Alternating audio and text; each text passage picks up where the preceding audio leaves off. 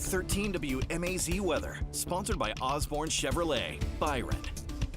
7 this morning. Let's head over to Alex for the latest on this storm threat. Yeah, a two-prong event over the next 24 hours or so. The first wave of storms this afternoon, and then about this time tomorrow morning, another wave of storms. But I think the timing on that one is a little more variable, if you will, than this afternoon's. It's a quiet morning across central Georgia for the time being, but that is going to change. A live look over downtown, 73 the current number here in Macon. Look at Warner Robins, 76. It is very warm for this time of day at this time of the year. We do now have a tornado watch in place for a large part of our area. This is going to be from Crawford County through Peach, Houston, Twiggs, Wilkinson, and Washington, and then points northward. So including Monroe, Bibb, Baldwin, Jones, Jasper, Putnam, and Hancock until 1 p.m. today. I do expect that later in the afternoon, we'll see this expand and include the rest of central Georgia. Now, the radar is quiet for us. We zoom out and you don't have to go far to find much activity. We have wave 1 of the storms over in South Carolina, or really wave 0 because it's not coming here. That's moving down towards the coast, and this is the same complex that brought storms to Tennessee last night.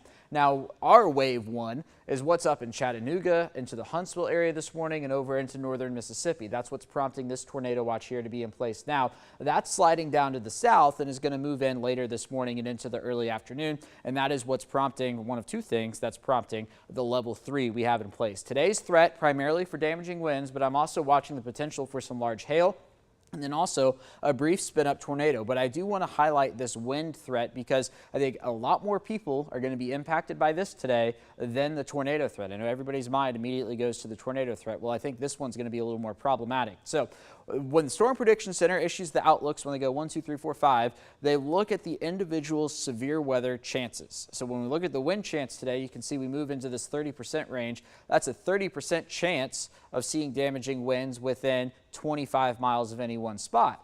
Then you have this black area here, and that's where the Storm Prediction Center has also gone back around and circled and said that's where you can also see winds of 75 plus miles an hour.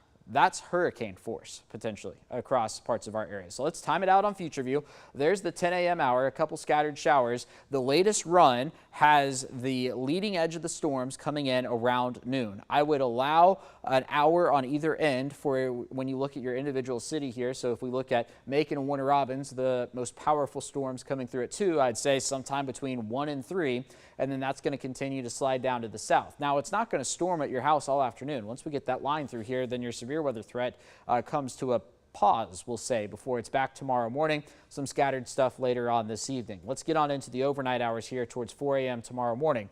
This is wave 2 of the storms on the Alabama state line.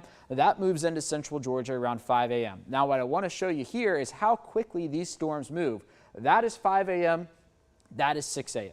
It is going to be a quick mover across central Georgia. When you get a situation like that, you know there are going to be powerful winds in that if you're able to get from Taylor County to the eastern end of Johnson County in just an hour, and then we clear out for Friday afternoon. So here is your timeline. I feel a little more confident in this afternoon's timeline than I do tomorrow morning's. From noon to about 6 p.m. is when the damaging wind and hail threat is going to be at its maximum. Similar with the tornado threat, it's just not as high as the other two. And then through the overnight hours, I allowed from midnight to 8 a.m. for this risk. I don't think it's actually going to be that long. I just allowed that wiggle room there because what we're going to see through the overnight is really going to be dependent on what happens today. So have a way to receive warnings overnight tonight. One of those ways should not be the outdoor warning sirens because they are not designed to be heard inside. You can use the NOAA Weather Radio, of course, the 13 WMAZ app, or any other app on your phone there to give you those alerts. Good news is we get the storms out of here tomorrow, and we're looking at a clear weekend, 79 on Saturday, followed by 81 on Sunday.